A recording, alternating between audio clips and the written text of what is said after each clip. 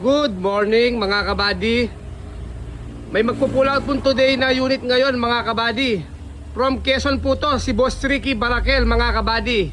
Excited na po sa kanyang pinagawa na napakaraming sira po mga kabady. Ito po yung release ko na napakaraming sirang L3 po, yung binablog ko po. Boss Ricky, handa ka na ba sa L3 mo na ilalabas natin? Handa na, hindi ko naman kilala kung ano. Ayan mga kabady, from Quezon po to, ito po yung ginawa namin na restore po namin na napakaraming sirang L3 mga kabady. Papakita ko po sa inyo lahat po ng mga repair po namin, restore namin dito kay Kabady Works mga kabady. Sobrang napaka-quality po ng pagkakayari ng kay Boss Ricky Barakel ng Quezon Province mga kabady. Ang unit niya po is 94 model lang to mga kabady, old model lang po, deluxe lang po yung body, ginawa po natin ng exit, galvanized po. Papakita ko po sa inyo mga kabady. Huwag po kayong magwagulat kung paano pong itsura nito mga kabady. Nung ginawa ko po ito, hindi kayo ng itsura nito. Ayan mga kabady, umpisahan po natin sa front cab mga kabady. Ayan, nag-Euro 4 grills na rin po kami. Talagang hindi mo na maitsuraan to mga kabady. Ayan, nung blinag ko po ito po yung napakaraming sira, napakaraming bulok, halos tanggal po lahat ng mga preno. Dahil sinaga ni kabady, ayan po yung kinalabasan mga kabady. Sobrang napaka-quality po. Ayan, nag-upgrade po kami ng headlight, Euro 4 grills, nagpalagay na rin po siya ng mga bulbar, mga sariling design natin na bulbar. Ayan, sobrang napakakinis po ng mga bulbar po natin, napaka-quality.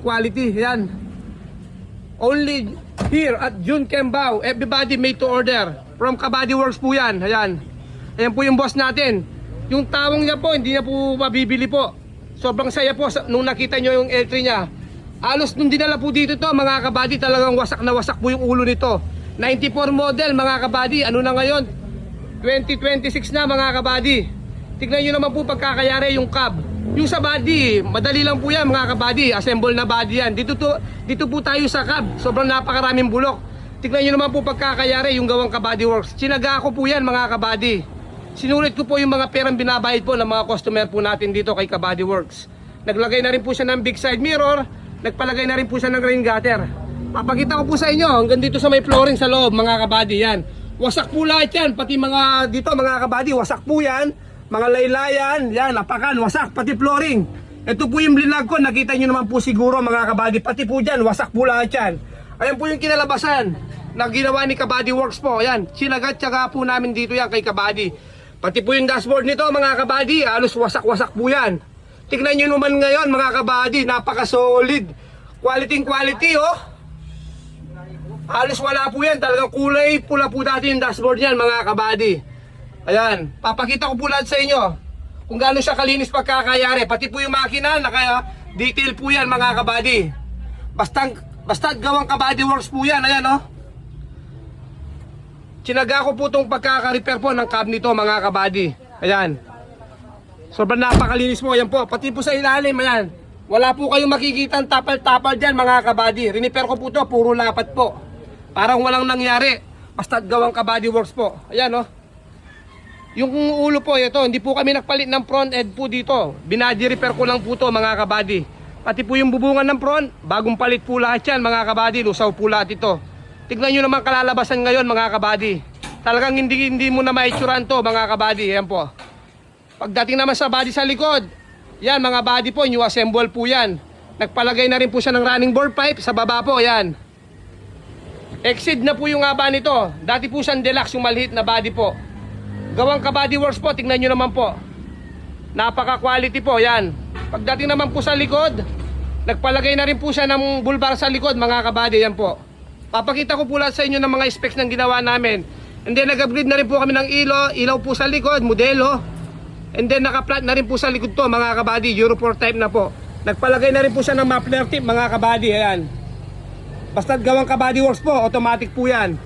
Pagdating naman po dito sa loob mga kabady, papakita ko po sa inyo kung gaano sila kalinis ang gawang Kabady Works po. Hindi po kayo magsisisi sa amin mga kabady, dahil kami po yung gumagawa sa mga body po namin.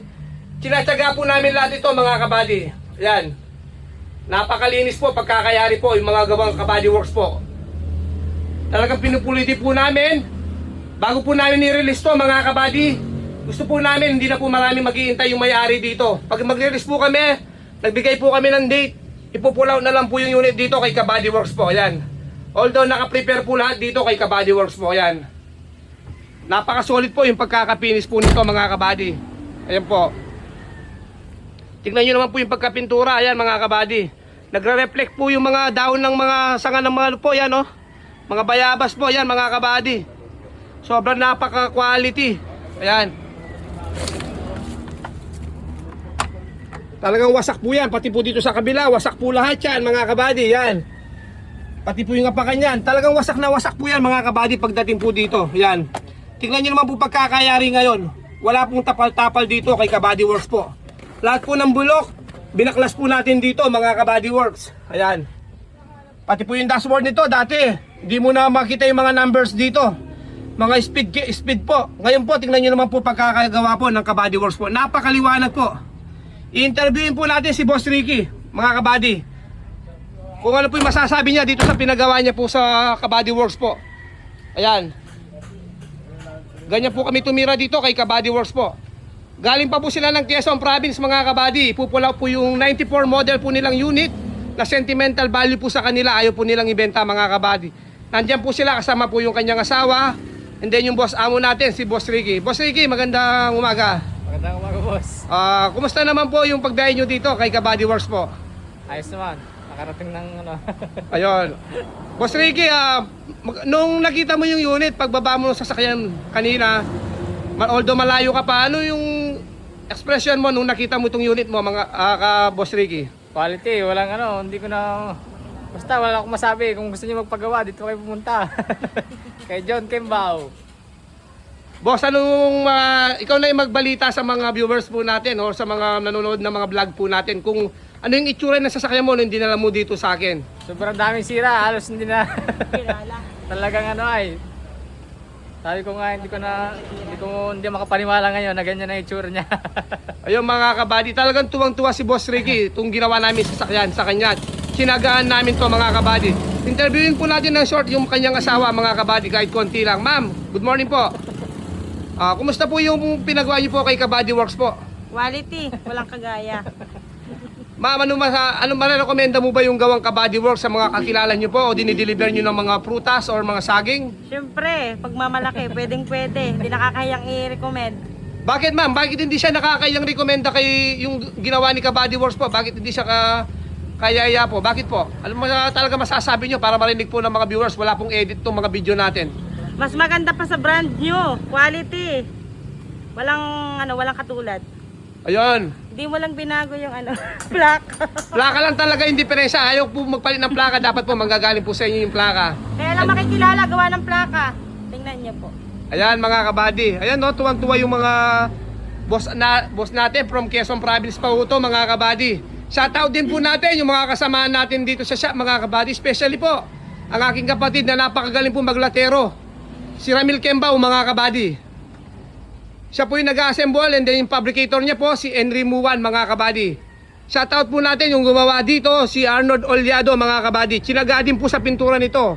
Shoutout din po natin yung nag-aaposta rin natin si Boss Jerome. Shoutout na rin si Paring JR Celerio mga kabady. Kasama po natin dito kay Kabady Works po. Sa mga gustong magpagawa po katulad po nila Boss Ricky Barakel ng Quezon Province, mas maganda po dumirect na lang po kayo mag-message sa akin. Bibigyan ko po kayo ng quality na body, quality na pagkaka-repair ng mga cab, mga kabady. Kagandahan po kay Kabady Works, kami mismo po yung tumitira sa mga cab na pinapagawa niyo po. Hindi po namin pinapagawa sa iba. Talagang pinupulido po namin yung pagkaka-repair ng mga cab po. Kaya quality po ang pagkaka-repair ng mga sa amin po. Wala pong tapal-tapal dito mga kabady. Masyalan po si Kabady Works po dito na gumawa. Maraming salamat po sa inyo pong sumusuporta po kay Kabady Works. Sa lahat po ng umorder ng mga unit, sa lahat po na nagpapagawa, sa lahat po na nagtitiwala at magtitiwala pa kay Kabady Works. Maraming salamat po sa lahat po na nagiging subscriber po sa YouTube. Magandang umaga po. God bless po everyone.